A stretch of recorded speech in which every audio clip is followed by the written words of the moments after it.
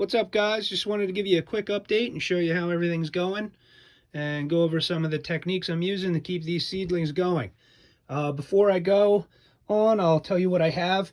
I got some peach habaneros, some peach ghosts, black stingers. I got 2 full rows of those. Hopefully they do well. Brazilian red ghosts. I got 2 rows of them. They seem to be flourishing back there. I got Trinidad scorpion. Those I grew myself, and I dried the seeds out myself. I got a couple little sprouts there, but hopefully they get a little better. I gotta put a little more soil in here. We'll get to that. 7-pot bubble gum, not to be confused with the 7-pot pinks. Chocolate ghosts, I got 2 rows of those. Those guys seem to be doing great. White ghosts, they're doing good. Some scotch bonnets, hurt berries. I harvest those all myself this year out of my garden. So I'm happy to see them coming up successfully. 7-pot pinks, not to be confused with the bubble gums. It's the same heat level, but a different style of pepper.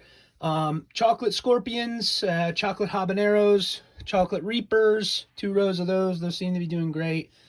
Black panther, Brazilian starfish, and dragon's breath. And last but not least, Count Dracula. I had a little mishap here. I lost 2 of them. So if you actually have Count Dracula seeds available, I will trade. I have some Jay's Peach. I got a lot of stuff I could trade, some brains and all that. Anyhow, I noticed that they started to pull a little bit. If you look at them, they're kind of pulling to the left a little bit, and these guys are kind of pulling to the right.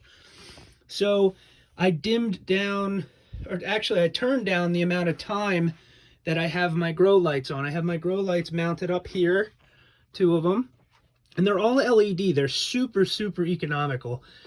They don't really cost too much to run. It'd be a hell of a lot more if they were like halogens or any of the other, type of lights with ballast and whatnot. And I got them on a timer right here. I got this timer set for 12 hours, completely in the middle of the day. A lot of people are saying 16 hours a day is good for lighting, but I don't agree with that. I think that 12 and 12 is just fine. Because if there is too much light, they will start to pull, and I had it at 16 hours a day of light, so I turned it down to 12. Also, under each seedling tray, I have this heat mat that's plugged in. The cord runs in the back, and that's plugged into my 3-prong here. That is on the timer as well. So when there's light, there's heat. When there's no light, there's no heat. And that's kind of prepping these guys for, nights being a little cooler and days being a little warmer. They are all germinated in the paper towel method, as you'll see in my other videos, and I put them in here. We'll try to get this picture here. Fox Farms Ocean Forest potting soil.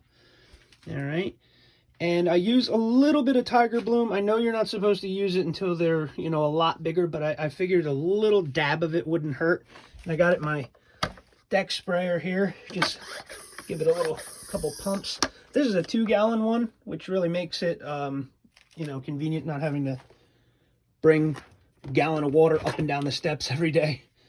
But what I do is I put the water in there with a little Tiger Bloom, and I give it some pumps. I have a wide spray nozzle in there, and I just give them a little spritz.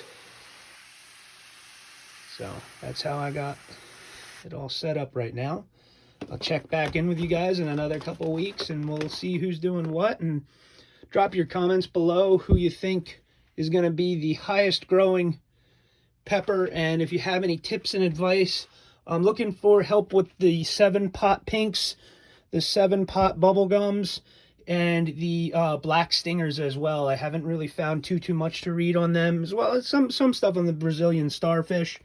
But I'm kind of looking for a little bit of advice with what to do with them, and different techniques people may use with some of the other varieties I showed you. So looking forward to it. It's going to be a great season. I'm going to use some of the trimming techniques I've seen in other videos. Shout out to Kangstar for providing some of the best content that YouTube has to offer as far as grow lights and seedling operations are concerned. But this is what I got, and thanks for checking it out. Have a good day.